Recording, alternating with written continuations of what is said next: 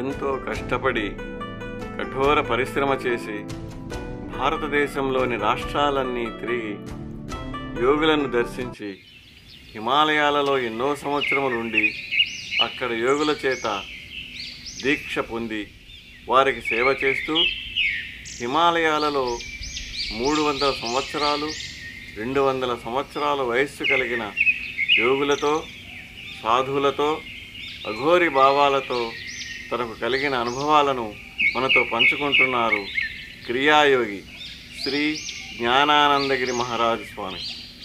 అందులో భాగంగా జాన్వర్ బాబాతో తనకు కలిగిన అనుభవాలను ఇప్పుడు వారి మాటల్లోనే మనం తెలుసుకుందాం.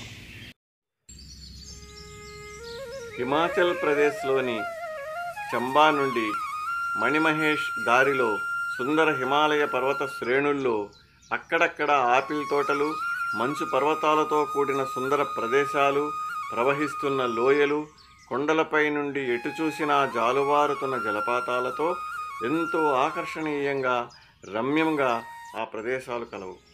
అక్కడక్కడ చిన్న కొండ గ్రామాలు కూడా కలవు. నేను మణిమహేష్ వెళుతూ దారి తప్పి 3 రోజులు ప్రయాణించి ఒక కొండ చర్యలోని గుహ ముందు ఆగాను. ఒక తెల్లని పులికి పళ్ళు తినిపిస్తూ ఒక పొడవైన బక్కపలచని సాధువు శరీరమంతా దుమ్ము కొట్టుకొని ఉంది. తెల్లని జడలు నేలను తాకుతూ ఉన్నాయి. తెల్లని తాళ్ల వంటి గడ్డము నేలపైన పడి ఉంది. ఆ పులి ఎంతో ప్రేమగా ఆపిల్స్ తింటుంది. నేను ఆశ్చర్యపోయాను. దూరం నుండే చూస్తున్నాను. ఇంతలో ఒక జింకను తరుముతూ ఒక క్రూరమైన అడవి పులి భారీగా ఉంది అటువైపు వచ్చింది. జింక పారిపోయి బాబా గుహలోకి పరిగెత్తింది. పులి మహాకోపంతో నోరు తెరిచి గాండ్రించి గుహలోకి వెళ్ళుటకు ప్రయత్నించింది.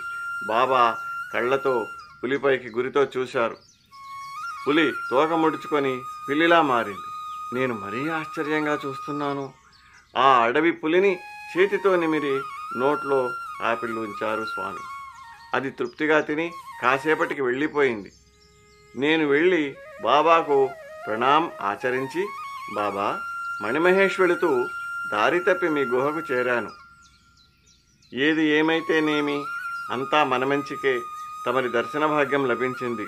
మహాసంతోషము అంటిని. నన్ను చూసి బాబా దగ్గరే ఉన్న పులిచ అరిచింది. అతను మనవాడే, నువ్వు ఆపిల్ తిను అనగా పులి ఊరుకొన్నది. గుహలోకి జింక వెళ్ళగానే ఆ శబ్దానికి పాము ఒకటి బయటికి వచ్చాను. అది చాలా పొడవుగా, లావుగా, చాలా క్రూరంగా ఉంది. 2 ఆకులని దొన్నెగా కుట్టి పులి దగ్గర కొన్ని పాలు పిండి పాల దొన్నెను పాము ముందుంచి తాగమనగా అది తాగివేసెను. ఈలోపు జింక వణుకుతూ బయటికి పోవాలని ప్రయత్నించగా, భయపడకు, బాబా దగ్గరకు వచ్చావు, బండారా కావో బాద్మే జావో అని దానికి 2 ఆపిల్స్ తినిపించింది. నాకు చాలా ఆశ్చర్యం వేసింది. బాబా, మీ దగ్గర సాధు జంతువులు, క్రూర జంతువులు సమానంగా మీ ఆజ్ఞ పాలిస్తున్నాయి. దేనిచేత దయచేసి తెలుపండి అని అడిగేలోపే తెల్లని ఎలుగు వంటి పరిగెత్తుకుంటూ వచ్చి బాబా గుహ ముందు ఆగింది. తిను అని దానికి 2 గ్రీన్ యాపిల్స్ తినిపించింది. నాయన, నీ ప్రశ్నకు జవాబు చెబుతాను. అన్ని జీవుల్లో భగవంతుడిని చూడాలి. ప్రతి జీవిని ప్రేమించాలి. దేనిని ద్వేషించరాదు.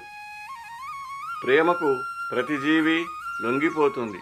ఏదైనా పొరపాటున కొత్త క్రూరమృగం వచ్చినా కూడా యోగి తన కంటి చూపుతోనే దాని క్రూరత్వాన్ని లాగి, దాని పొగరు, అహంకారం కంటి చూపుతోనే లాగివేస్తారు. అది తన క్రూరత్వం విడిచి సాత్వికంగా మారిపోవను. ఇంతకు ముందు అదే జరిగింది. అహింస పాటించే వారి చెంత అన్ని జీవులు వైరం వదిలి జీవిస్తాయి. జంతువులని మనం ప్రేమిస్తే మనతో అవి ప్రేమగా మెలుగుతాయనిది. అది ఒకవేళ క్రూరమైనదైనా దాని మనస్సుపై సంయమనం చేసినచో మన సంకల్పం ప్రకారం దానికి సాత్విక భావనలు ఏర్పడును అని చెప్పిరి. అప్పుడు నేను, బాబా, తమరి పేరేమిటి అనగా, నేను జంతువులను ఎక్కువగా ప్రేమిస్తాను కనుక చాలా మటుకు నన్ను జాన్వర్ బాబా అంటారు అని సెలవిచ్చారు. ఇది గొప్ప అరణ్యం అయినందున నా వద్దకు ఎవ్వరూ రారు అని క్రియాయోగి శ్రీ జ్ఞానానందగిరి మహారాజ్ స్వామివారు వారి అనుభవాలను వివరించారు.